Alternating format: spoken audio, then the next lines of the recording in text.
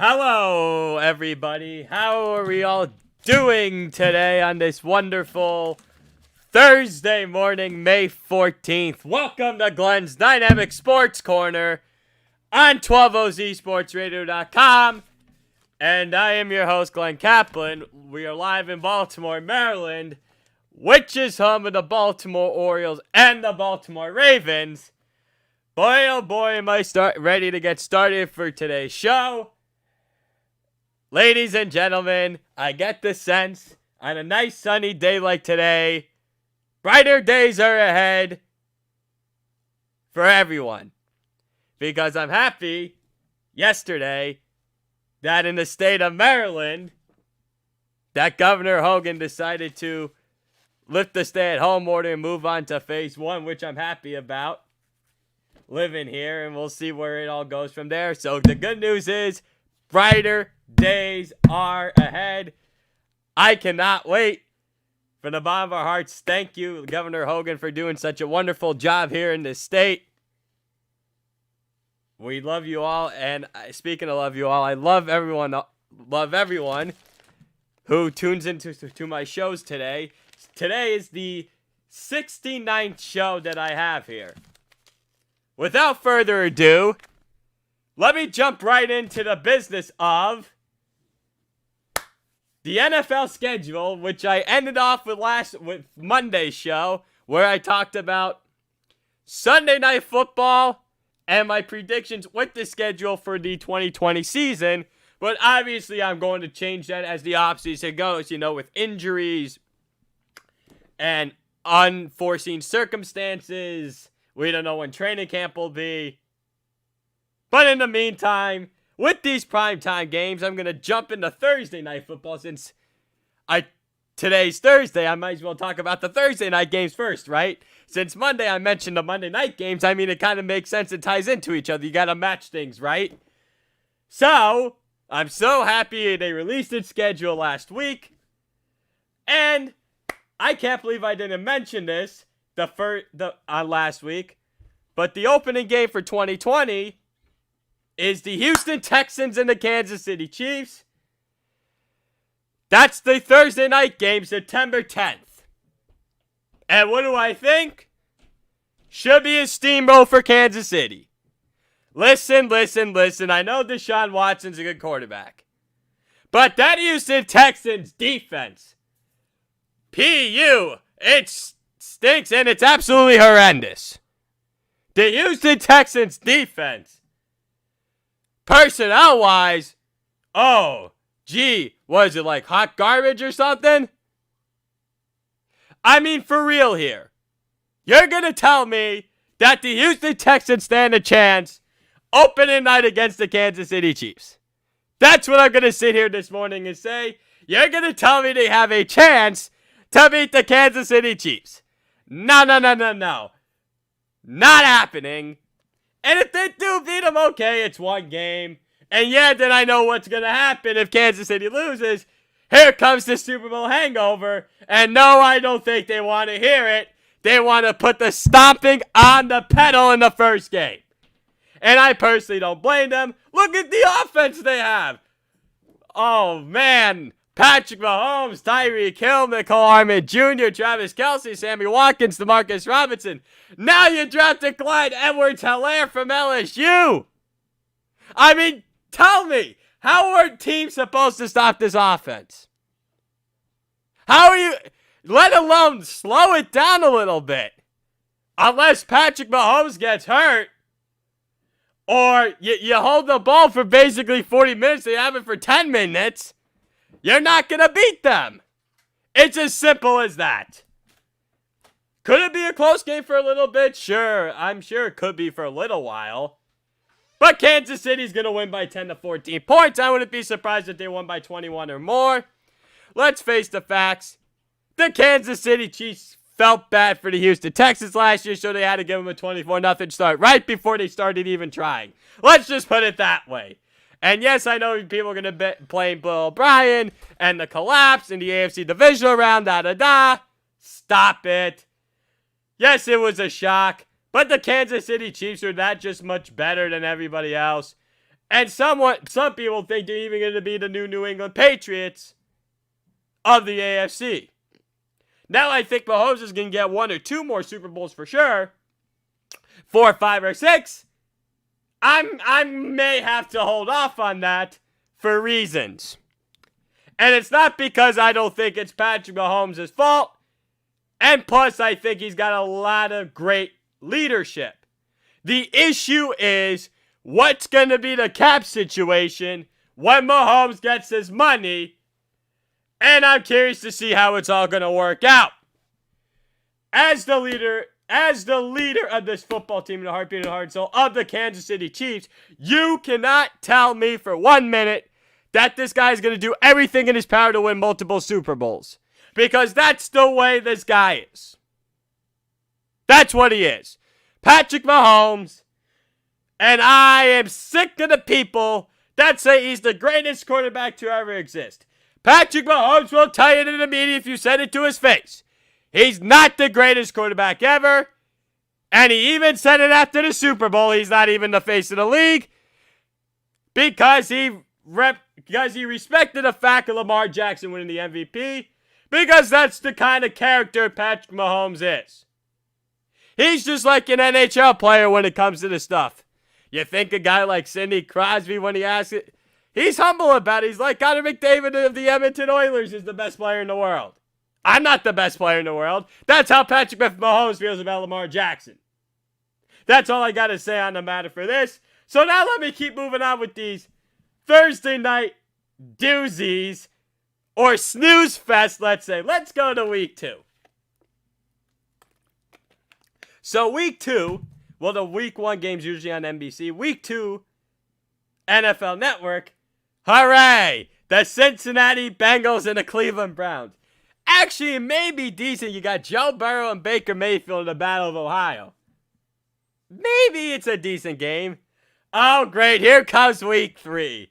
The Miami Dolphins. And the Jacksonville Jaguars. With that stuff. Are you kidding me? The Dolphins and the Jaguars. A Thursday night primetime matchup. That's what we get week 3. Are you bleeping kidding me? The Dolphins, who are in a rebuild mode, and we don't even know Tua Tagovailoa is even going to be suiting up for that game. And the Jacksonville Jaguars, who might be one of the worst teams in the league, they stink from the S to the K. That's what the Jacksonville Jaguars are. I love that phrase. They stink from the S to the K. And I haven't used that phrase a lot on this show, but that's what the Jaguars are going to be this year. Week 4 could be a very interesting Thursday night game. Denver Broncos and the New York Jets. Broncos will be good. Jets are kind of that wild card in the air. Are the Jets going to be good, or are they going to be off to a slow start because of that tough schedule? Week 5, Tampa Bay Buccaneers for Chicago Bears. I don't think it's going to be that bad. They both might be decent at that point. Week 6. Now, this is a game where both teams could be undefeated. The Kansas City Chiefs and the Buffalo Bills. That's a game that people may want to keep an eye on for Thursday Night Football Week 6. So that's a game that, other than the opening night, that's the first Thursday Night Football game that really stands out to me here in this situation. Week 7, this is depending the track the Giants are on. If the Giants are actually what I think they're going to be this year, and if the Eagles are going to be what I think they are, we could have potentially back-to-back good Thursday night games. The New York Giants and the Philadelphia Eagles. Week 8, the Atlanta Falcons and the Carolina Panthers. I personally believe I'm going to say a tip of the scale, only due to the reason that I think Atlanta may be up here and Carolina may be down there. Or it could be vice versa. Maybe Atlanta's down there and Carolina's up here. Week 9 could potentially be a good one, but I'm not sold on it only because I'm not sure how good the Green Bay Packers are going to be this year, and they're going to be playing the San Francisco 49ers. Week 10, a divisional matchup, AFC South, should be decent. Indianapolis Colts versus Tennessee Titans, depending where the teams are in the standings at that point, could potentially be first place on the line, where I believe that both of those teams will be in the playoffs this year. Week 11, I'm gonna say it could be a good one. The Arizona Cardinals and the Seattle Seahawks. Arizona could surprise people this year. Seattle, I don't think they're a playoff team, even though by the schedule that I went over last week and predicted, I did have Seattle in the playoffs at 11-5. So at 11-5, we will see how Seattle does this year. Now, week 12, these are your Thanksgiving games, 12:30 on CBS in week 12. Houston Texans, Detroit Lions. Detroit Lions usually show up on Thanksgiving no matter how good or bad they are. They usually play competitive. That's a game they could beat the Texans depending how bad that Texans defense is. And maybe the Lions will surprise people this year with Matt Patricia, considering the fact that this is Matt Patricia's last chance to impress people, or he's probably going to be fired, and the same deal with Bill O'Brien. 4:30 on Fox, another NFC East battle, the Washington Redskins and the Dallas Cowboys. And I don't think the Washington Redskins by any means are going to be very good. I don't even know Dwayne Haskins is going to be their starting quarterback by then. For crying out loud, they might have to sign Cam Newton off the street and have him reunite with Ron Rivera if it gets bad, or they'll have to play Kyle Allen. And as far as the Cowboys, are the Cowboys going to be good? Or are the Cowboys going to let everyone down like they always do? Because as Stephen A. Smith once said, they're an accident waiting to happen. And that's a 4:30 game on Fox on Thanksgiving Day. And then your 8 o'clock game, May 20 start on NBC is no other than the AFC North battle between the Baltimore Ravens and the Pittsburgh Steelers. And then we'll see how good the Steelers are. Maybe it's a potentially first place on the line that late in the year as well. But that's not if Pittsburgh's offense is offensively challenged. Nonetheless, sorry, Steelers fans. I don't know how healthy Ben Roethlisberger is going to be. All I know is your front seven's going to show up. That's all I know. All I know is your front seven is going to show up every week. And then you got the Ravens. Week 13, the Dallas Cowboys and the Baltimore Ravens. Week 14, the New England Patriots versus the Los Angeles Rams. And Week 15, the Los Angeles Chargers and the Baltimore Ravens. So what's the conclusion we have here with these Thursday night games? Once again, the NFL decided to schedule some doozies, as I like to say. Or should I say a snooze fest. Yes, indeed. We got some of that on our hands, ladies and gentlemen. Moving on to Sunday night schedule. All right. So the first one, the opening game for Sunday Night Football in 2020 will be the Dallas Cowboys and the Los Angeles Rams at SoFi Stadium, nonetheless in Inglewood, California. So they're opening the new stadium in Inglewood, California. And thank God that the Giants are not playing the Cowboys on opening weekend this year. That they had to put America's team on Sunday Night Football and play them against the Rams. And we will see how that's going to fare out. Because the Cowboys, people are thinking they're going to be in the playoffs. And the Rams, some people think they might be last in that division. It's all going to depend on how Jared Goff is. And Cam Akers, the rookie running back. And then you have, we don't know how the offensive line's going to be. There's a lot of variables to this Rams team this year. And it appears as everyone caught up to Sean McVay's quote-unquote guru genius coaching decisions on the other hand. And the last time Dallas played the Rams, that was at the LA Coliseum. That was when the Rams beat them in the divisional round. And then you had Todd Gurley basically going off. And Gurley's no longer with the team. And he's with the Atlanta Falcons. Next Sunday night game, Week 2, New England Patriots and the Seattle Seahawks. Oy vey for New England. Jarrett Stidham, his second career start. You got to go to Seattle. CenturyLink Field, the 12th man. You got to be kidding me with Jarrett Stidham. And my brother Jake's like, yeah, Jarrett Stidham, MVP. Stop it, dude. Jarrett Stidham's in for a long year. My, oh my. Week 3, Green Bay Packers and the New Orleans Saints. That won't be bad. Week 4, Philadelphia Eagles versus San Francisco 49ers. And potentially you may have 2 3-0 teams. Week 5, Minnesota Vikings, Seattle Seahawks. That'll be a good game. But then yet again, prime time Kirk Cousins. But then yet again, it's not a Monday. Wish you were a Sunday. It's just another manic Monday. But it's not Monday, but we're just talking about it here. Theoretically, with the Sunday night thing, and Kirk Cousins actually did win a Sunday night game last year against the Dallas Cowboys. So, we'll see how that goes. We'll see how he plays without Kevin Stefanski this year, because he took the head coaching job for the Cleveland Browns,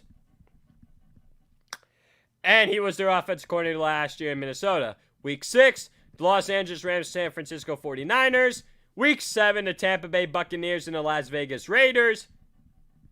That's the first Sunday night game that they're going to be airing at the new Alliance Stadium in Vegas.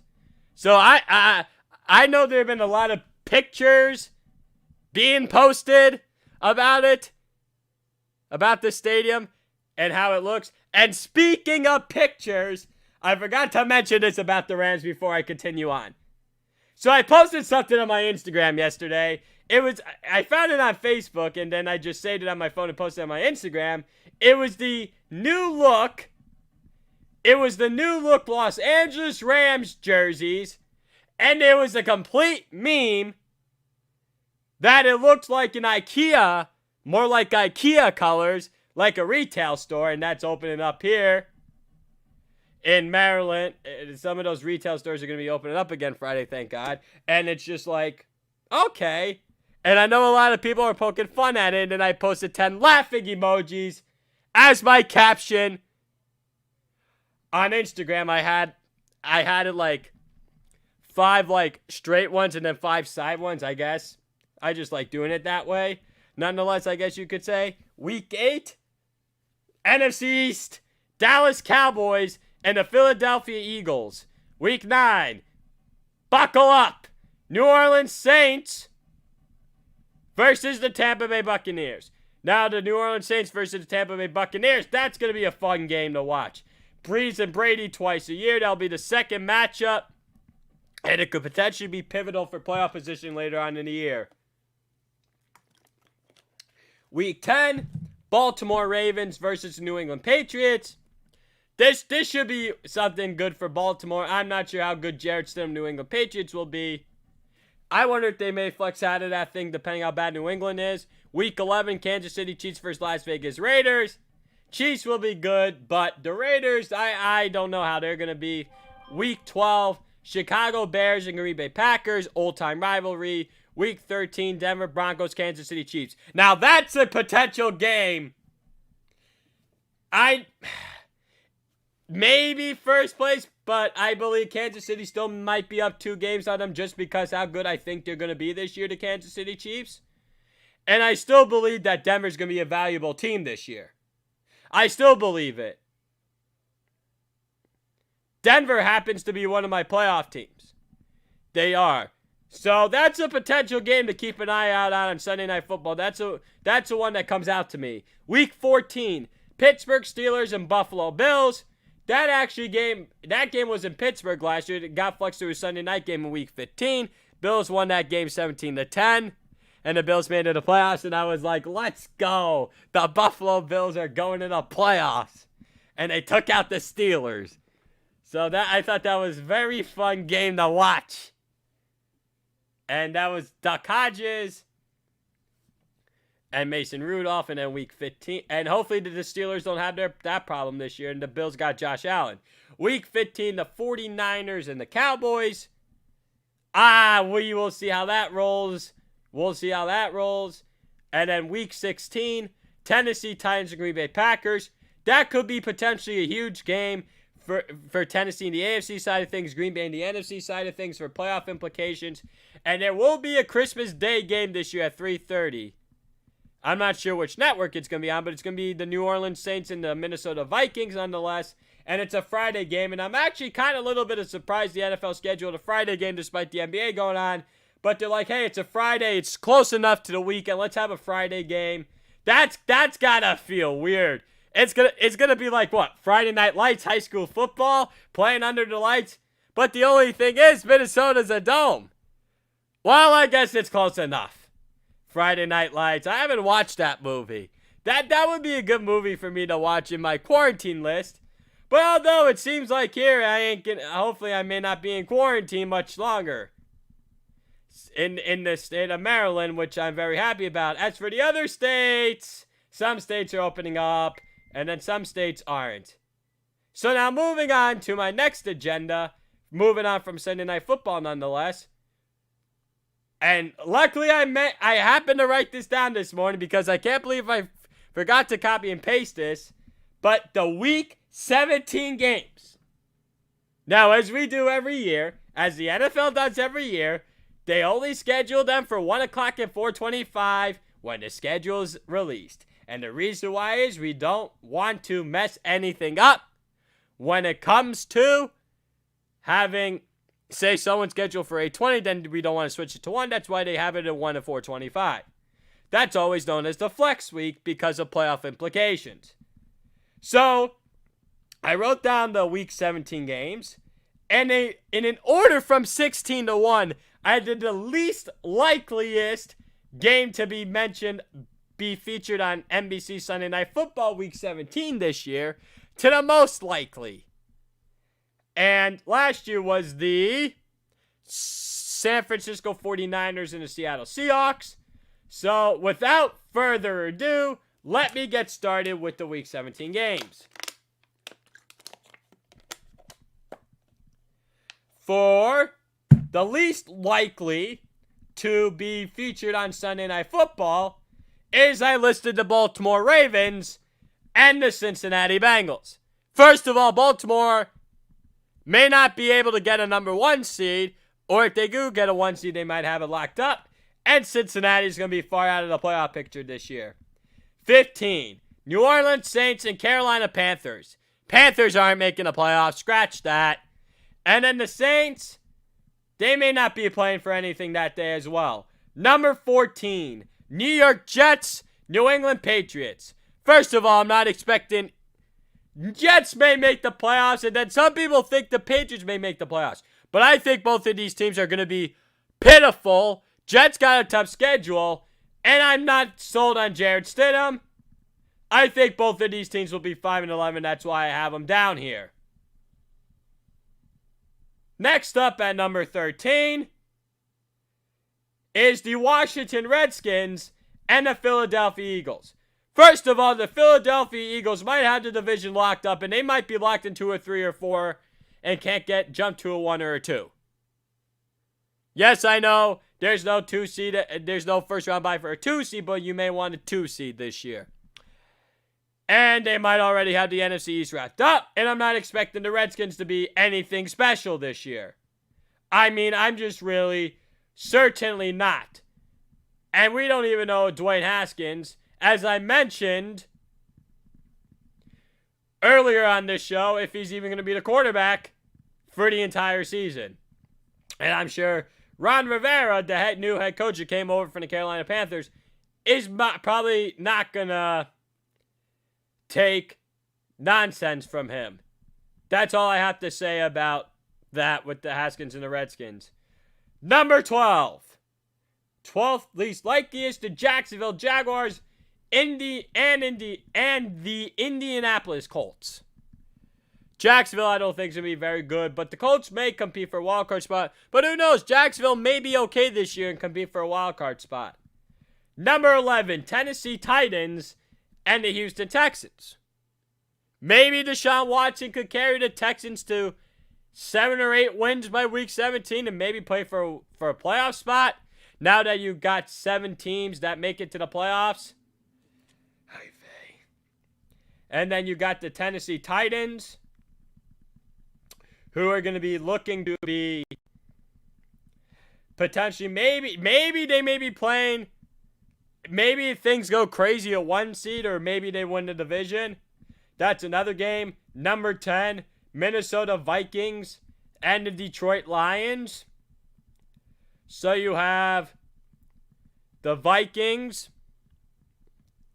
who I think are going to be very good, but maybe the Lions could surprise people this year. And I personally wouldn't be surprised to see the I wouldn't be surprised if maybe the Lions went on a run. Because basically, being the last dance for Matt Patricia this year. And the Vikings I expect to be in the playoffs. Number 9, the Los Angeles Chargers and the Kansas City Chiefs. The Kansas City Chiefs, I think, win the division. At the same time, though, what if the Chiefs don't have a division title wrapped up? And what if a team like the Chargers make it with like Tyrod Taylor, Justin Herbert to week 17 as a potential wild card spot, and maybe Kansas City tries to foil it? And then yet again, Kansas City maybe not be playing for anything in week 17. Number 8, the Green Bay Packers and the Chicago Bears. I think Green Bay will be on the 9-7 border, maybe making the playoffs. Chicago, I think, could be a 9-7 team too. But that's all going to depend on the Mitchell Trubisky, Nick Foles situation. And their general manager, Ryan Pace, basically knows this is it for me. If they don't make the playoffs, they're probably going to fire me because of the quarterback situation. I personally would not fire the head coach of the Chicago Bears, Matt Nagy, because I don't think it's his fault that Ryan Pace did not get him the quarterback that he wanted. And the thing is about Nagy came in to work with Trubisky. Nagy didn't draft him. So maybe the new general manager and will keep Nagy, and they'll be like, let's see what we could do here with a different quarterback. Maybe they could get like a Trevor Lawrence or Justin Fields. And a guy to keep an eye on for next year's draft is Trey Lance, a quarterback from North Dakota State. And there's also supposedly a quarterback from Kent State. A MAC school. I forgot what the name was, but that's a... Kent State was a school that came up. So, yeah, usually MAC schools like Kent State usually don't get those kind of quarterbacks. Number 7, the Arizona Cardinals and the Los Angeles Rams. Now with the Cardinals and the Rams, both surprise people. Maybe they contend for a wild card spot. Number 6, the Vegas Raiders and the Denver Broncos. I could maybe see Vegas and Denver both being like a 8-7, 9-6. Last team, when are you done kind of situation. I could see that. Number 5. Now this is one you have to, and I think this is a little crazy how high I have this game, but hear me out on this. Number 5, Miami Dolphins and the Buffalo Bills. Now, why do I say the Miami Dolphins? Okay. So, I do believe the Miami Dolphins are going to be like 3-13 this year. Okay. And I believe Buffalo's going to win the division at 10-6. That's what I truly believe. But I'm going to give this to you on a national kind of sense over here. If the Miami Dolphins went 5-11 last year, where we thought they were going to be the worst team in the league, and people are saying they're only going to get better because of Brian Flores, and if people think Tua Tagovailoa is the quarterback we all think he is, then maybe the Dolphins take that next step this year and not next year. Maybe this is the Dolphins' time to shine and maybe be 8-7, 9-6 by the time week 17 comes. And everyone's predicting the Buffalo Bills to maybe be a 12-4 and 11-5 team. But then yet again, maybe a little bit of high expectations maybe has them being humbled a little bit more pressure inside Buffalo, and maybe underachieving, and maybe they're also an 8-7, 9-6 team heading into week 17, knowing you got to win the division or you're out of the playoffs. That's what I could potentially sense here when it comes to the Dolphins and the Bills. That's why I have this one at number 5. The number 4 potential game, the Seattle Seahawks and the San Francisco 49ers.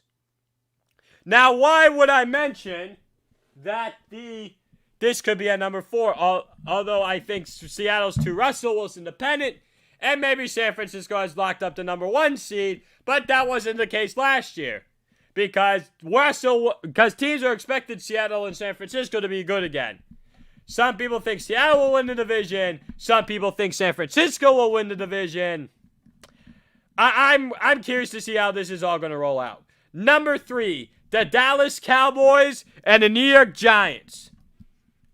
And people are going to be circling to me right now saying, the Giants? The New York Giants. Really? The New York Giants are going to be your top 5 list for a potential Week 17 primetime game. Hold the horses, as I just said about Miami and Buffalo. Let's take a look at the national level scale here. And yes, I know people are saying the Giants are probably going to stink from the S to the K. Let's just leave it at that right now. But the thing is, Dallas is always good enough to set themselves up for Week 17 failure. That's just the way it is around here with the Dallas Cowboys. Because the Dallas Cowboys, just like in 2011, where they had to play the New York Giants to potentially win the division, lost that game. And the Giants, you know the rest of the history, they won the Super Bowl that year. And the New York Giants, I think, are going to surprise people this year with Joe Judge. There seems already, and I don't know why I'm sensitive with this football team, there seems to be a culture shock already going on at MetLife Stadium and at the Quest Diagnostics Training Center in East Rutherford, New Jersey, and I don't know why. But for some reason, I'm sensing it this year with the Giants.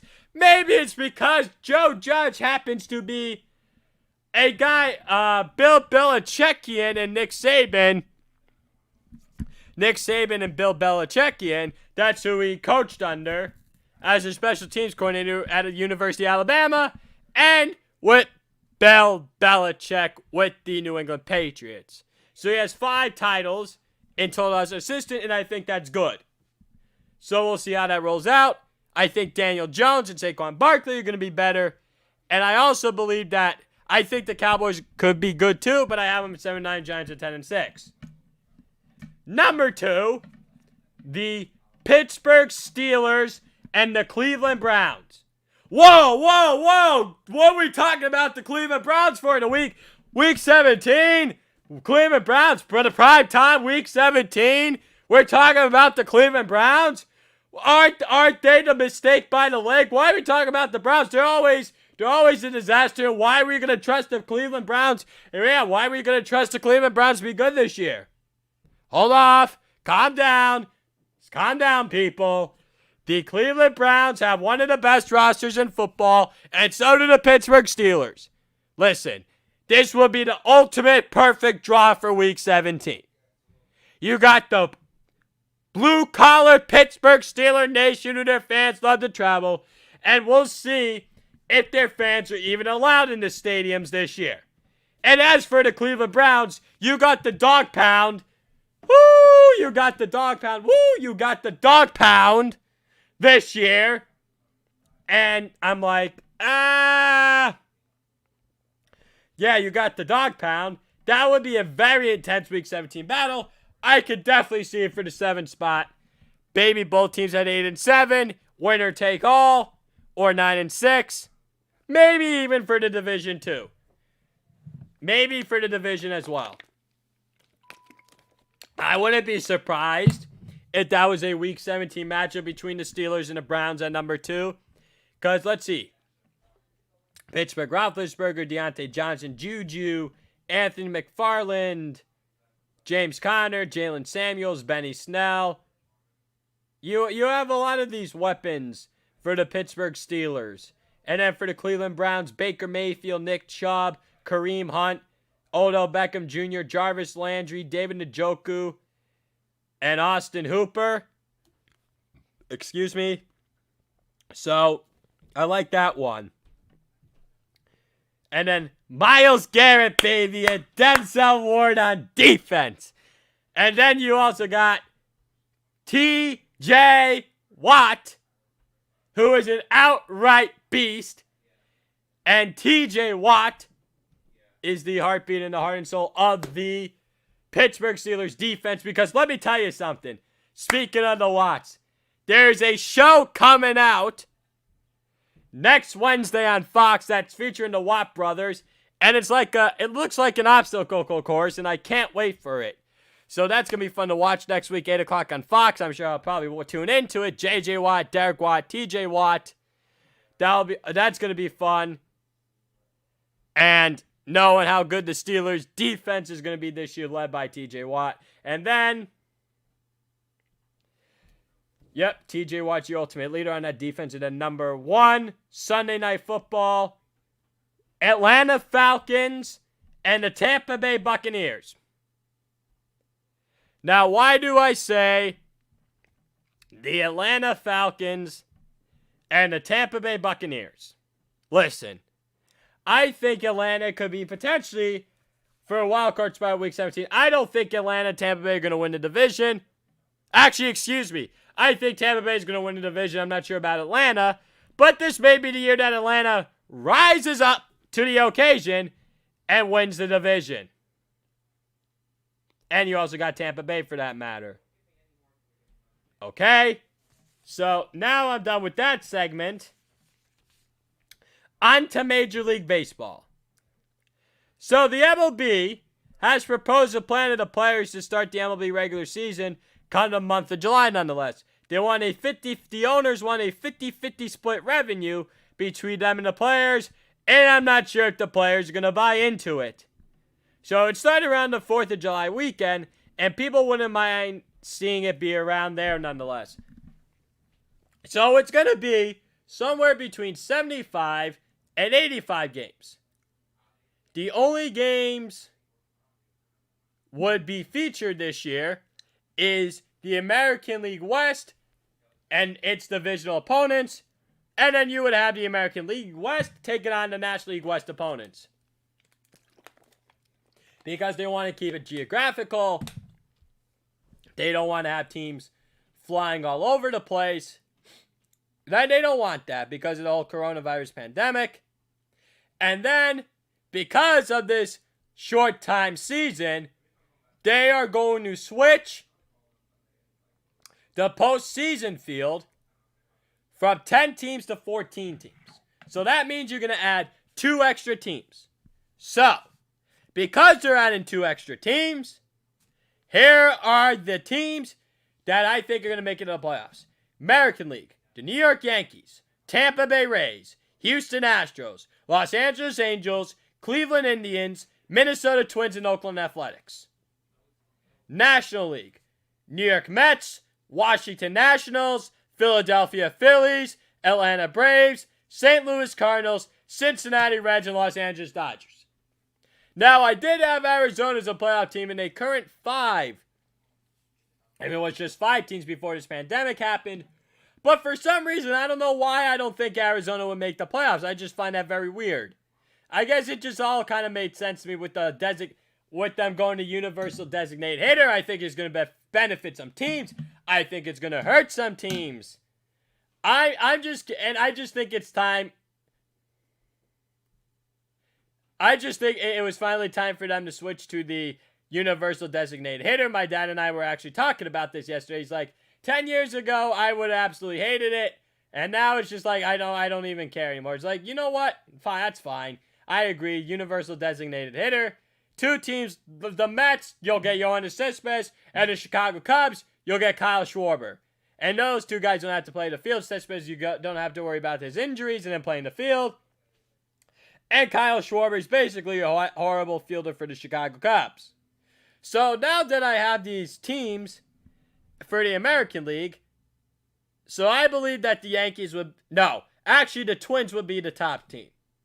Then I think it's the Yankees, followed by the A's. Number 4, I think then would be Houston. Number 5 would be the Angels. Number 6 would be Tampa Bay. Number 7 would be Cleveland. And no, Rob Manfred, please don't let the teams pick their opponents. I just think that's completely idiotic. That's just my opinion. And then in the National League, number 1, Dodgers. I'll take number 2. I will take the number 2. Let's go with I'll take the Phillies. Number 3, I'll take the Cardinals. Number 4, I'll take the Reds. Number 5, I'll give me the Mets. Number 6, give me the Nationals. Number 7, no. Give me number 1, the Dodgers. Number 2, the Phillies. Number 3, the Cardinals. Give me the Braves 4. Reds 5. Mets 6. Nationals 7. There we go. So there we go. Now that I just fixed that up, now it's time for me to predict my things. Just like in baseball. Had the first 3 series a best of 3. So 7-2 in the American League. Indians and Yankees. I'm going to take the Yankees. 6-3. Rays, A's. Just like last year, give me the Rays. Because then I kind of think it's going to mess up the Athletics a little bit. 4-5. Astros, Angels. Give me the Astros. So now in the American League, you have the Twins. Wait, here's the thing. Do they recede? Or are they going to bracket? See, I'm not sure how that's going to work with the reseeding and the bracketing. So, let's say I'll say they will reseed.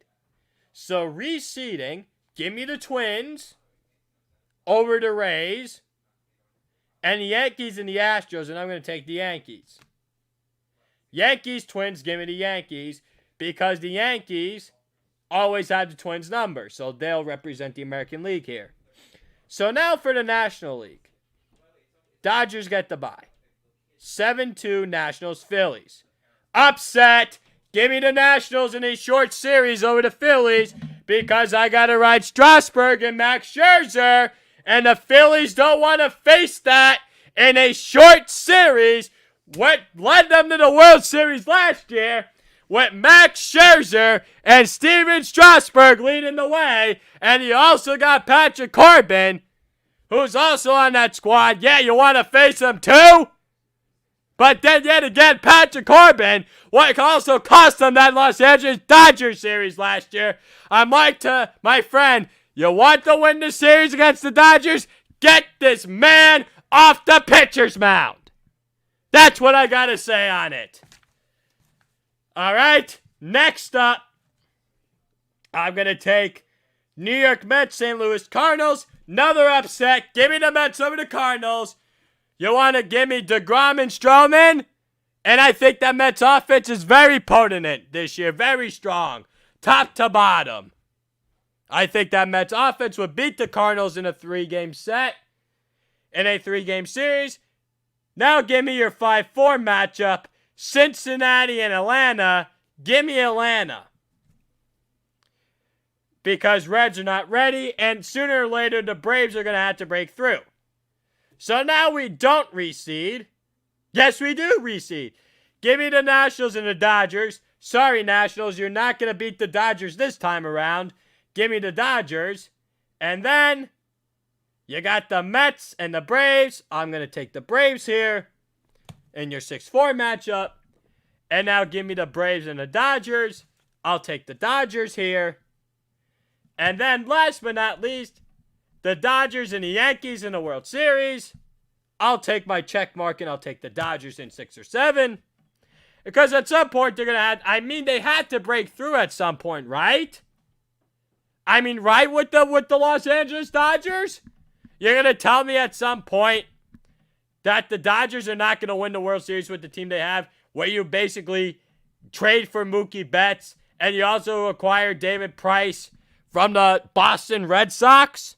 Come on, give me a break. This team, sooner or later, you got to break through. And that's how I feel. And that's what I think the 14 playoff teams will be. That is if the MLB season continues with the way it is. And I don't think that would be potentially very bad. So, I just think it would be very fascinating. So, continuing with the plan, so the roster would expand from 26 to 30 players, and there would also be a 20-man quote-unquote practice squad, which would probably involve the top prospects due to the fact there's probably not going to be a minor league season this year, and that's probably, and now it's going to hurt them because you're probably not going to allow to have fans. They're probably going to have to wait till 2021, and that's basically going to affect, I guess, minor league revenue and, I guess, the players' development. So what's going to happen? Say a player was supposed to be in AA this year, and either the projected time to reach the majors either this year or next year, what are you going to do? Do you keep him in the minors? Do you think, hey, this guy's ready? No matter what, next year this guy's going to be ready. Or because of the coronavirus pandemic, are you pushing everything back? That's what it's simply going to come down to. And then we'll see how it plays out for this year, next year. And with the AHL may face the same problem, despite the NHL potentially not having a problem for money reasons nonetheless. I'm just really curious to see what's going to happen. And also, spring training games would resume in respective home team ballparks in June, but that's all going to depend on the government. And then, Toronto Blue Jays may not have to play in Canada this year. They may have to play in Dundon, Florida all year. And as I said earlier, universal DH may happen nonetheless. And I'm going to stick on the baseball path of thing nonetheless.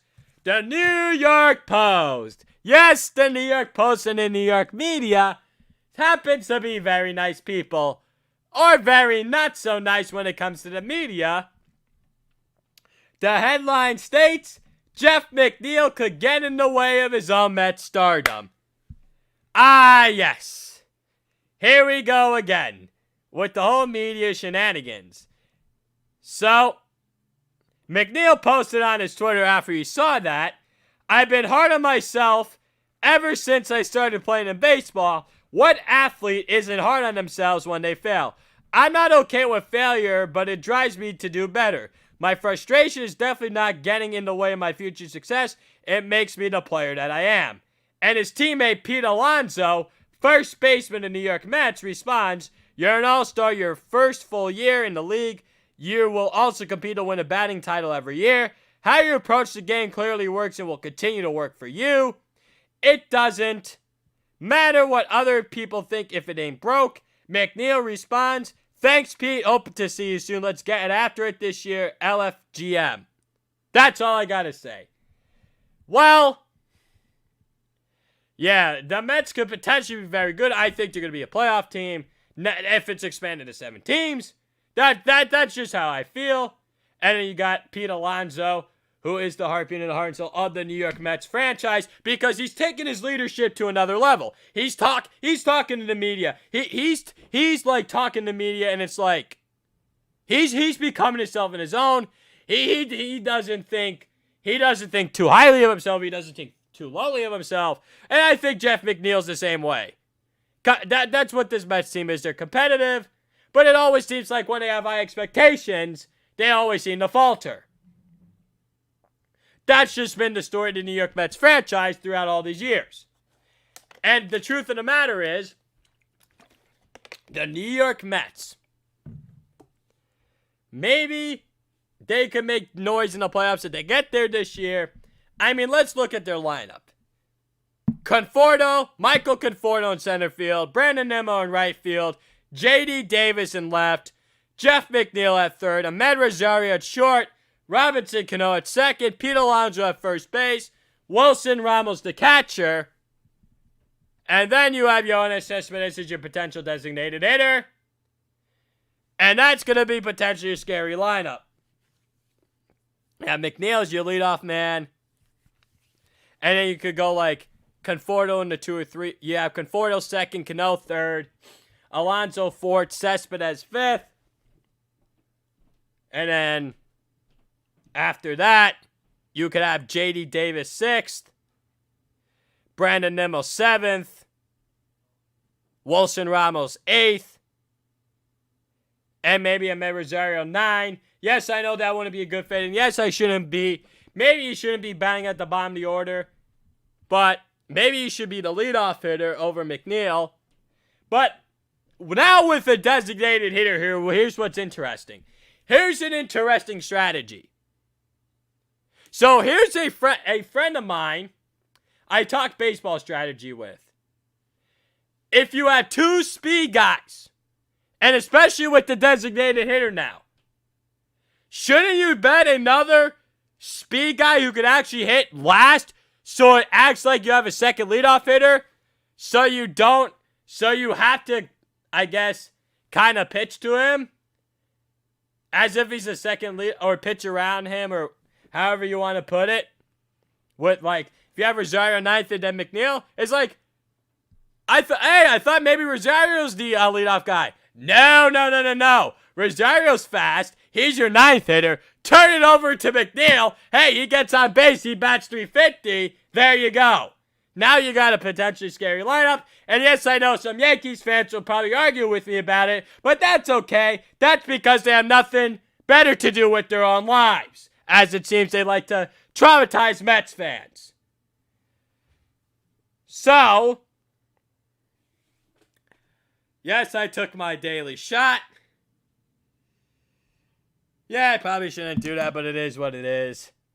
So now moving on, the last few minutes here, moving on from my baseball topics, nonetheless, and I'm not going to get to that today.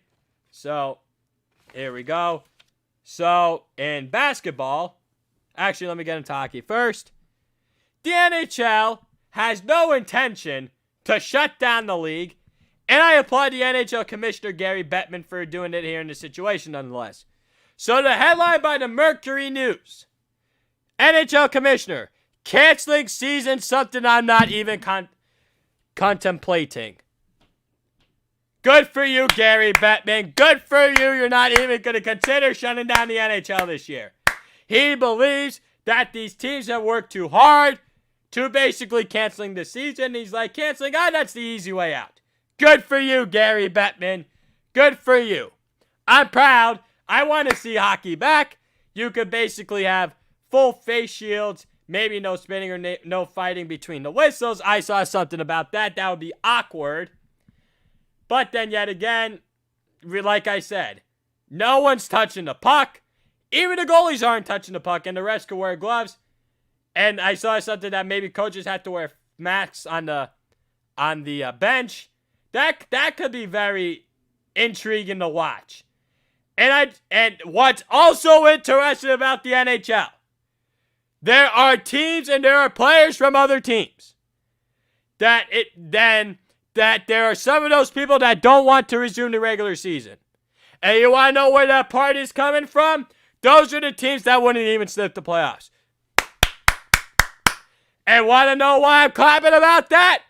Just announced the playoff field already, Gary Bettman, as I have been preaching on this show for the last month. Get your 16 darn playoff teams announced. I don't have to continue wasting my breath on this, but here I am wasting my breath on it. Get the darn playoff field announced already. I can't keep playing this waiting game. I just want to hear the Pittsburgh Penguins are in the darn playoffs. That's what I want to hear. And we're playing, and the Penguins playing the Flyers, and the Philadelphia Flyers in the first round. That's all I want to hear. And then I could just go like this. Bravo, Batman. Bravo, Batman. You finally did it. You finally announced the playoff field. And I can't wait for the day it does. And they still got to figure out what the NHL has to do when it comes to the draft lottery. As I've said, it's just like, I'm just like a broken record. Beep, boo, boo, bop, beep, boo, boo, bop. Sounds like a robot, but you get the point with the whole NHL stuff. And no, I'm not going to keep stressing about it. I'm not going to stop stressing about it. I love the sport of hockey, and I can't thank my Uncle Frank for getting me enough into it. And now I've basically become, I don't know if I want to call myself a hockey junkie. I don't think that's the right term. I'll say more of a hockey fanatic. The final 2 minutes of the show, the NBA. Wow. So the NBA has decided that within the next 2 to 4 weeks, they will make the decision on to whether or not to cancel the season altogether. It'll be interesting to see which players want to return and which ones don't want to return. And the same situation as the NHL, there are players and teams that don't even want to come back. Steph Curry and Damian Lillard were on the call. Curry is one of the best players in the NBA. He's the heartbeat and heart and soul of the Golden State Warriors. And the thing is that Steph Curry isn't even in the playoffs this year. Wait till next year.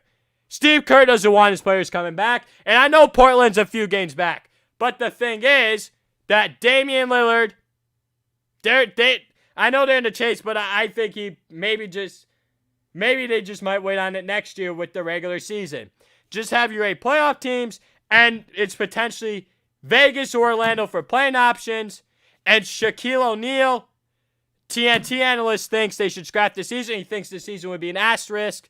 But the thing is, Colin Cowherd, Fox Sports 1 mentioned yesterday, it's like, it would be a good asterisk, not a bad asterisk. I'm not sure. We will see. And then I personally think they're going to cancel the season. I think they're going to announce by the end of the month or the beginning of June they're going to cancel. I just think there's too much. I think there's too much mishmash between the executives and the players and the owners. I just think the NBA is the biggest mess. I don't think they're on the same page like the NHL or the MLB is. That's just how I feel, and that's just my opinion on it. All right, ladies and gentlemen, I'm out of time here. Thanks for tuning in to Glenn's Dynamic Sports. Going to help you all enjoy the rest of your day and the weekend. I'll be back on the air at the same time on Monday, nonetheless. And then I will go over some more NBA and NHL topics, maybe some more 2020 NFL draft and schedule topics, and then maybe some 2020 NFL regular season topics nonetheless, and then MLB Opening Day 2020, maybe some merchandise. All right, ladies and gentlemen. I love you all. Stay safe and be well. Thanks. Enjoy your weekend. Hopefully I'll see you back here on Monday.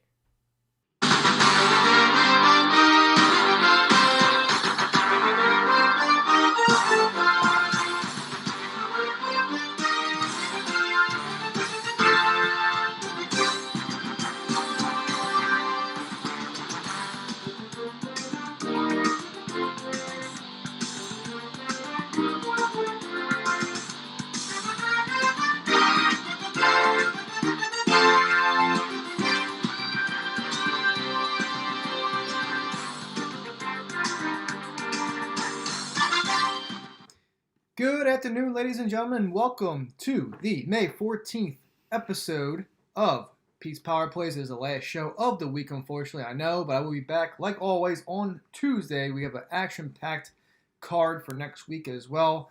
But once again, this is the Thursday, May 14th episode of Pete's Power Plays, hosted by the one, the only King of the Ice himself, Philly Pete. And we are live on 12 Ounce Sports and Zingo TV.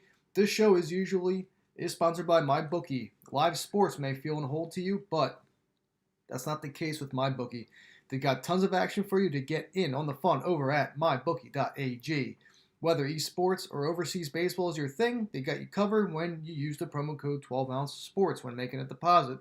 They'll match your first deposit up to $1,000. Don't feel like watching baseball at 2 o'clock in the morning? Well, MyBookie has you covered with an online casino to scratch that itch. Go to mybookie.ag and use the promo code 12Ounce Sports. That's 12OZ Sports, all one word, today for free money when making your first deposit. Now we have the Bundesliga returning for soccer. So all those Germany soccer fans, you guys can start wagering on those games on Saturday, the 16th. So I already know I got a couple wagers in for German soccer already. So it's a good sign. And all the other soccer leagues are starting up in June. So the EPL June 1st, Serie A and La Liga, I believe they are June 15th. But within the next month, you're expected to see all of the major soccer leagues returning. So my bookie will be on fire. Also, if you're looking to freshen up your look for the summer, you have to check out the 12-ounce Sports new line of clothing. We got everything from shirts, sweaters, beach towels, and phone cases. Find the store online today at 12ozsportsradio.com under the Our Store tab. There, you'll find a wide variety of clothing items, colors, and sizes that will suit your style. Once again, that's 12ozsportsradio.com under the Our Store tab. I highly recommend everyone checking that out. So, and also, Seat Giant, once again, when there are fans back into the stadiums, please make sure you do check out Seat Giant for the best seat in the house for your favorite team. And last but not least, Zingo TV. When signing up for an account with Zingo TV, which hopefully everyone has done this by now, but if you haven't, please sign up for a Zingo TV account. And when doing so, in the promo code section, please use 12OZ. One word, 12 ounce. That's it. And you guys could all be rocking and rolling when it comes to all of these amazing live shows that we can give to you on the air live as streams on the 12-ounce Sports Network here, including yours truly, Pete's Power Plays. So yesterday was a amazing show, as well as Tuesday. Yesterday we got into the nitty-gritty of basically fantasy football mock draft 1.0 of how I felt the first two rounds will be.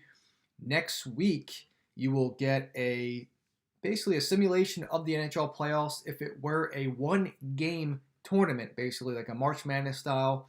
I want to get involved with that, and as well as the top fives for receivers, top five running backs, top five quarterbacks, top five tight ends as well when it comes to fantasy football for this upcoming season. And, as the months go by, when we come close to fantasy football, I will give updates accordingly. So that'll be on tap for next week, along with a bunch of other exciting things to talk about. And here we are. So today in the first half of the segment here, we're going to talk about Ozark Season 1 in review. And then next week will be Season 2 in review. And then the following week will be Season 3 in review. So, and then for the second half, I want to talk about updated NHL schedule, update NHL Stanley Cup odds, scheduling, and basically any updated news in terms of the NHL season coming up. So, but without further ado, I would like to bring Gina Tucci back on as we will talk about Ozark Season 1 in review. Gina, welcome back. How are you? Hi, doing good. Good. So we're going to get into this right away. Season 1 was pretty good. I mean, a lot of people have speculated that Ozark was going to be another Breaking Bad, but honestly, I think this is a little bit better than Breaking Bad. You're getting more. You start into this season right away. Those that haven't watched Ozark should definitely start watching this.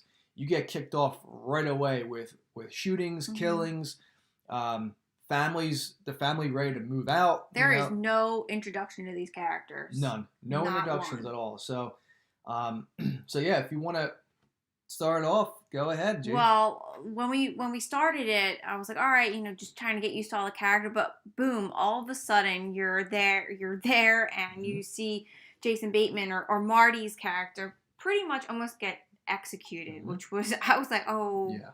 This is going to be crazy. Away. And I just want to backtrack. Both our families have been telling us to watch this. And I remember, 2 years ago talking to a coworker about this, and he was like, you are crazy if you have not watched this yet. So finally, during this pandemic, we have been able to start it, and man, I am just blown away. Yeah. So,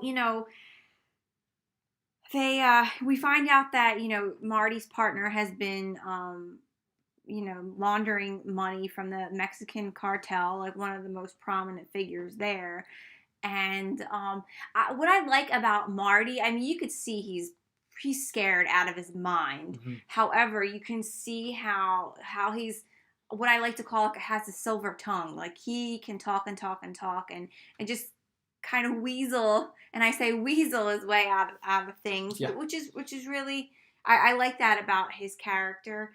And I like how they put the wife as, you know, not innocent as well. You know, she has her own issues. We realize she had a lover, obviously, that was killed in a tragic way. And I like how it paints the picture as he's not the only bad guy. You know, like his wife has done some pretty messed up things as well.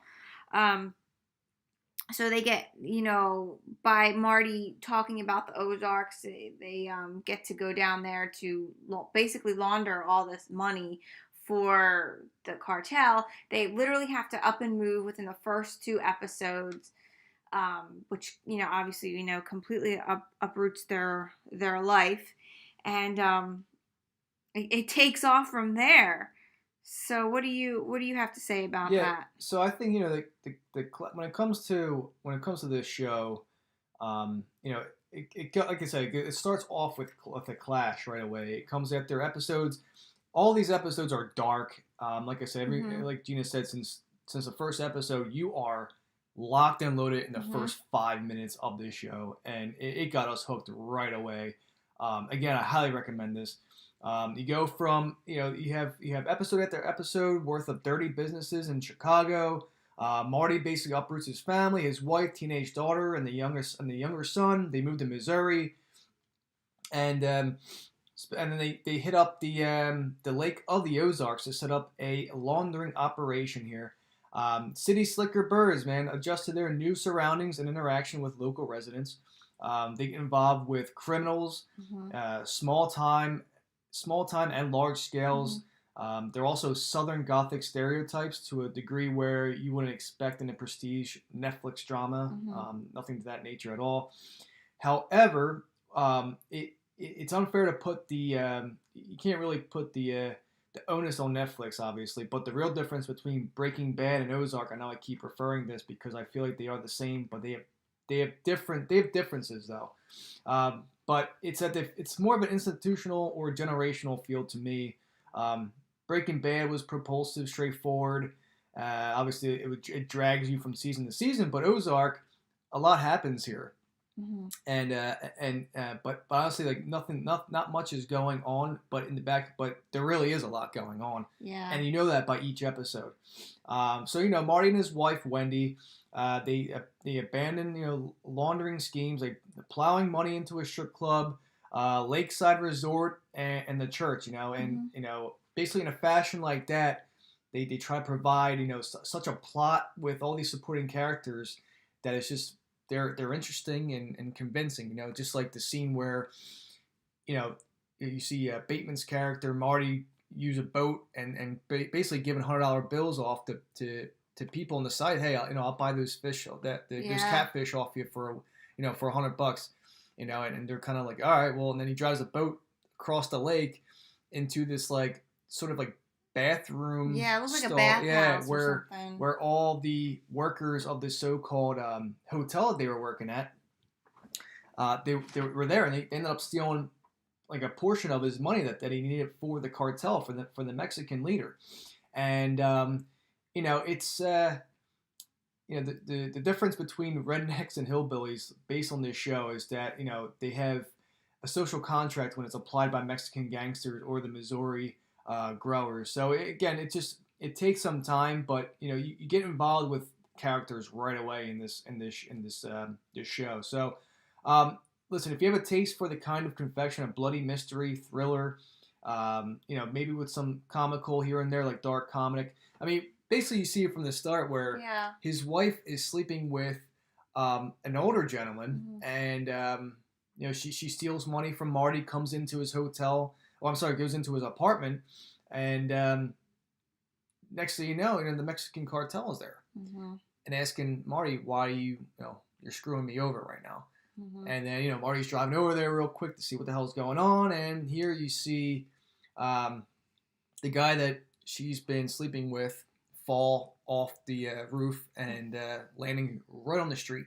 So you're kicked off with, you have like 5 people that are in this little circle. Mexican cartel leader kills off 4 besides Marty, and Marty giving him an absolute bull crap of a way of how California is based on a little pamphlet that he saw on the ground, and saying how you're going to make this money in the future, and all this stuff like that. But yeah, I mean, it's just a phenomenal way to do it. And like I said, just to go on with this, like the comfort level to me, it's really enhanced by just how much it looks like a movie and not a show. Yeah. You see like the lake and the forest landscapes.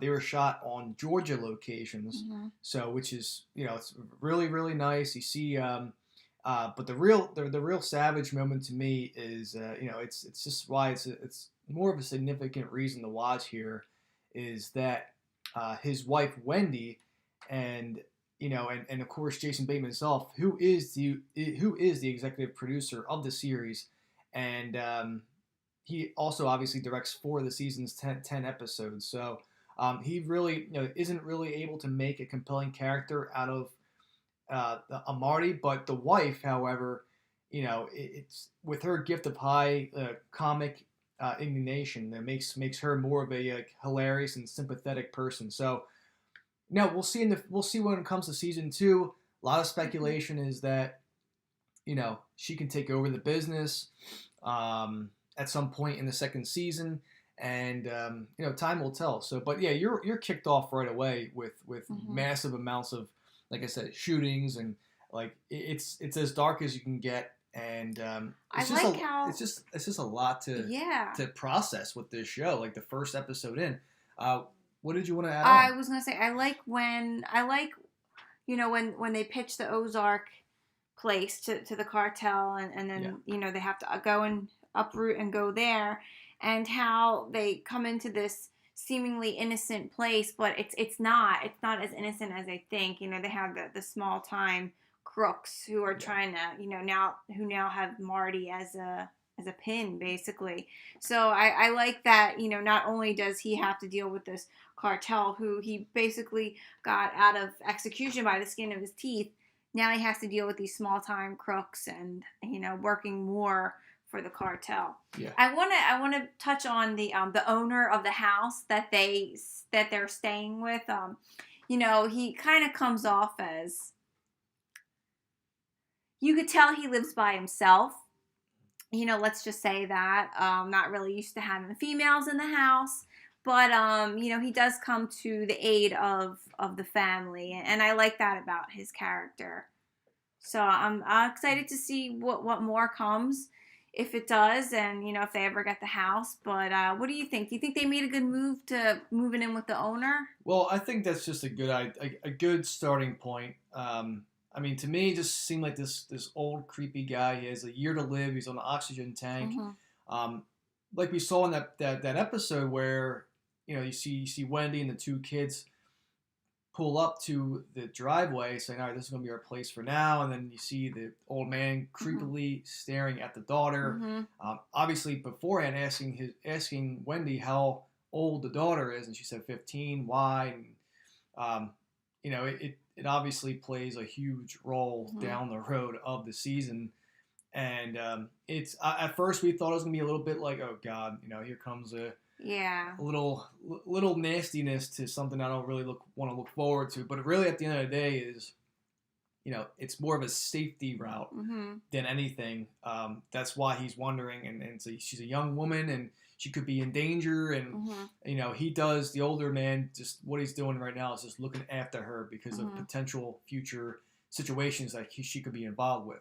But I think it's a good start, and all these, like I said, all these episodes it's always a different plot, and it all correlates to the main segment of how the cartel, So so like I said, Gina and I wanted to get involved and tell you all a review of all 3 seasons compared to just the 3rd season. So next week we will talk about season 2 in review, and then, like I said, 2 weeks from now we will discuss the 3rd season in review as well. And they also renewed for season 4, which I think will probably be out next year, I believe, at this point.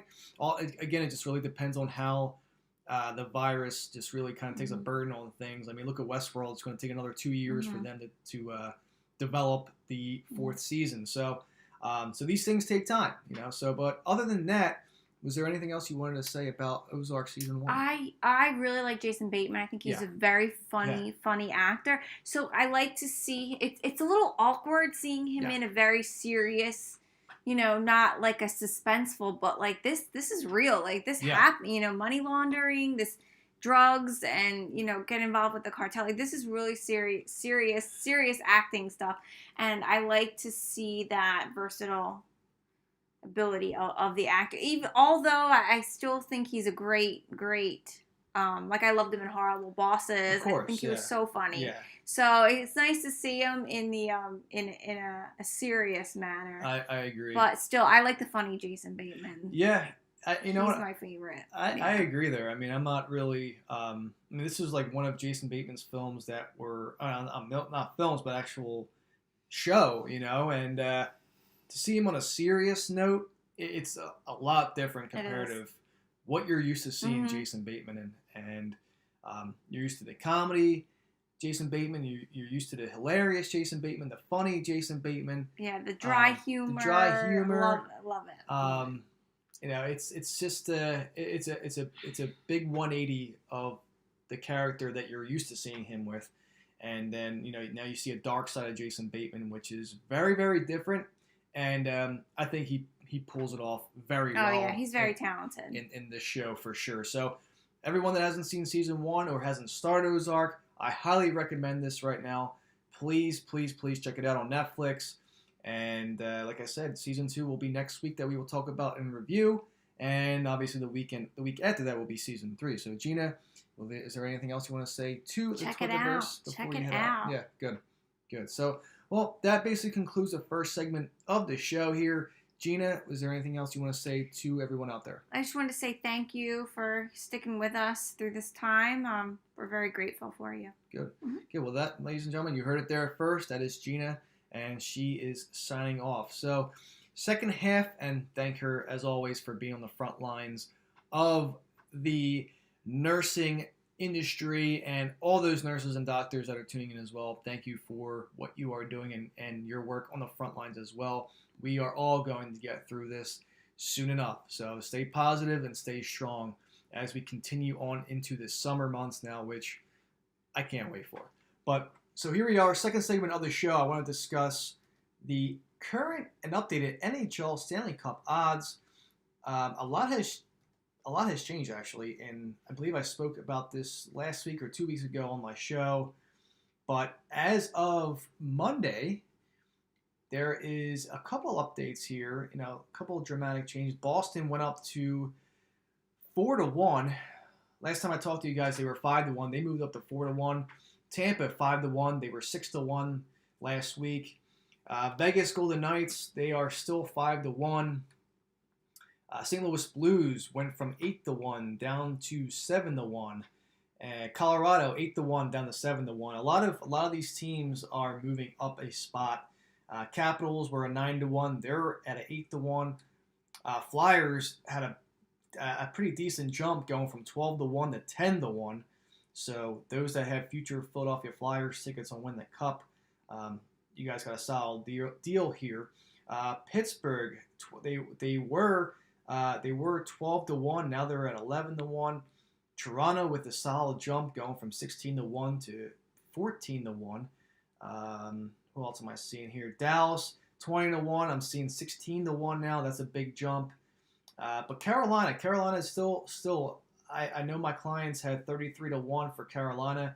They're still at 50-1. So if you want to put another ticket on that, assuming that there's going to be another a resuming of the NHL season, I would highly recommend maybe putting a little small ticket on the Carolina Hurricanes Stanley Cup future. Minnesota Wild 50-1 up to 55-1 now, as I'm seeing on most of these sites here. Islanders 50-1. They've dropped to 48-1. And then you have basically Winnipeg, who's 50-1. they're still there. Arizona's still the same at 60-1. Yeah, no changes whatsoever. But I just think the main teams here moved up a spot, if anything. So again, it just really, and this is all from William Hill, so they always have the updates. And like I said, I mean, if there is a resume of hockey, I really do think that the rest of the season is a lost cause. I think that you should, like I always been saying on the show, I would love, since there really is 2 weeks left of the NHL season, a lot can happen. A lot can happen wild card wise. But I really truly think that if we're going to come back to hockey and basketball, do we play those 10 games, 10, 14 games left and have those wild cards that are battling each other out, kind of have a save for that side. But, do we really want to drag those last 2 weeks and just, just start the NBA and start the NHL playoffs? Again, me personally, I would love if the season and they finished it up, but I think at this point now, since there's really no update on anything, just a lot of ballparks saying that July is going to be the restart of these sports, because we know baseball is coming back July 4th weekend. A lot of speculation is July 1st, but let's just be honest here, in the area of the weekend, America holiday, I think July 4th is exactly where they're going to be starting baseball. 80-game season, which is fine. I'm okay with that. It's not long, and I think this will benefit the players too. So big time. And you know what? It actually gives teams that are out of the race by August, end of July, August, like right after the All-Star break, teams that are like 20, 15 to 25 games out of first place that have no shot on coming back unless if there's a huge 180 and they start winning games. I just think that this is a good season of 80 games where you could potentially see teams like the Chicago White Sox making the playoffs, Detroit Tigers coming back to reality and making the playoffs, Cincinnati Reds making the playoffs, the Pittsburgh Pirates making the playoffs, like teams that you are not used to seeing in the playoffs, back in it because of the shortened season, and I think that'd be cool. It'd be cool to see like the Seattle Mariners come back and make the playoffs again. Again, just all correlating to teams that are out of the hunt by July, August, and seeing them potentially having a chance to get into the playoffs and actually fighting for something. But basketball and hockey here, I just think are lost causes at this moment, especially, with 10 to 14 games left. I think you should toss that away and just start like I've been saying all the time, I will keep saying this, but I think that if you really want this to end by, if you don't want it to correlate into football, then you got to do no more than a best of 3 for hockey and basketball. And but if you rather just have a one and done thing like March Madness again, like I said, Cody Jansen had a brilliant article. I know I mentioned that yesterday, but this is the reason why I'm doing the simulation one and done tournament for NHL playoffs next week. Because things change. I mean, one game compared to a best of 7, there is a whole lot of differential there, big time. And you could definitely see a bunch of overtime games as well. But to me, I just think that when everything's said and done, you will have, I think, at least the best out of 3, if not March Madness style. And why not? Why not? Just get it all over with. Hand the trophies to the champions, the NBA champ and the NHL champ. Just get it over with, and then you let baseball do its thing for 80, 82 games, and then you get football started. And football, we know there's going to be no fans this year. I know Philadelphia Eagles season ticket holders still have to pay for the entire season, thinking that there's actually going to be fans, which is beyond ridiculous. Beyond. Yeah, it's insane. It really is insane. I'm not sure why that they're going to have these season ticket holders still pay for an entire season, knowing that we all know there's going to be no fans this season. And hell, there's even word on the street that stadiums are going to have in-game crowd noise. So when you're going to be watching these games on TV, we're going to hear crowd noise, thinking that there's actually going to be fans there when there's not. And, it'll help out the cause a little bit. I would appreciate that, hearing crowd noise through the TV. And, why not? Why not make it as accurate as it can be during these times? And that's just the way to go. And I really do think that this is something, if the NFL does try, it could potentially be a nice thing for, even baseball. Baseball's the same way. I think baseball was in talks about having in-game crowd noise as well. And to me, it really benefits teams that have domes. So those NFL teams, those 6-7 NFL teams that have a dome, the crowd noise obviously takes huge advantages in those situations there. And I think that, if you're looking at the New Orleans Saints or the Atlanta Falcons or, even the Arizona Cardinals, and even the Colts and Houston Texans, just to name a few, Dallas Cowboys have a retractable stadium. Those are teams that will benefit off of the in-game crowd noise. And, that's how it is. And baseball's the same way. You do have teams that have domes as well in baseball. So anything can happen in these situations here.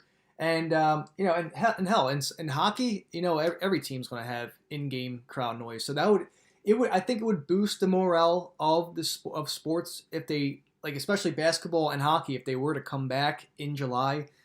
Like I said, I believe they do, but I think they go straight to the playoffs. If you want to bring in crowd noise just to have some sort of home feel, like you're actually at the game rather than hearing complete silence and, trash talking between teams, it'll be different, and I'm all for that. I'm all for that big time. I had a couple of buddies of mine talk to me the other night about how I feel about in-game crowd noise, which is why I was talking about it today, because I know they all tune in. But NHL, just start the playoffs now. Start the playoffs. Best of three at most best of three, if not March Madness tournament style, one and done, just like the NBA. You want to do best of three playoffs? Do that, or March Madness style, one and done. Hand out your damn trophies to each other, and that's it. It is a lost cause at this point. There's no need to bring back the rest of the season. So, and that's as updated as you can get when it comes to NHL and NBA. But again, MLB, 80-game season, which is fine. Again, you'll have those teams that are not expected to make the playoffs actually have a shot. So, Baltimore Orioles, I'm looking at you especially. And, we'll see about when it comes to that. And then again, football. Football will be starting on time. No fans. And, we'll see when it comes to season ticket holders. Because, again, coming from an Eagles season ticket holder, you basically, we're still paying these people. We're still paying the link. And we're still paying the Eagles for our season tickets, which, again, we're going to get refunded at the end of the day. But they're expecting that there's going to be fans this season. So, just like any other sport, the NFL clearly knows what we don't. So, again, time will tell for that. I'm expecting a refund. And, hey, listen, there's going to be a bunch of tailgates at people's houses this season. Parking lots won't be opened. Bars obviously won't be opened. Xfinity down in South Philly won't be open. Everyone's going to be tailgating at their houses. But that's fine. That's fine. It's all good. And, we'll leave it at that. So, again, clients, I believe, still have their tickets open right now. I know I have my futures open as well for my hockey futures. Bookies have not closed them yet, so that's good news as well. NBA as well. Futures are still up as well that I had that are still live today. So to me, that makes me think that obviously we're going to get these sports back. It's just a matter of time as to what month specifically. So I'm hoping for next month. And no later than July, but to end this thing, just start the playoffs. That's it. So, but other than that, that is basically the end of the week and the end of the show of Pete's Power Play, hosted by the one, the only Philly Pete. If you have any questions, concerns, anything about fantasy football coming up, anything about NHL, if you want to be a future client of mine when NHL comes back, I know I'm still getting DMs about that when it does come back. However, anything in the tri-state area, in regards to sports, please let me know. Get at me at The Real Pete Tooch. Follow me. I'll follow you back, and I will answer everything that you need. That's basically the end of my show. That's a wrap. Hope everyone has a great weekend. Stay safe, stay sane, and be back on Tuesday. Talk to you guys later. See ya.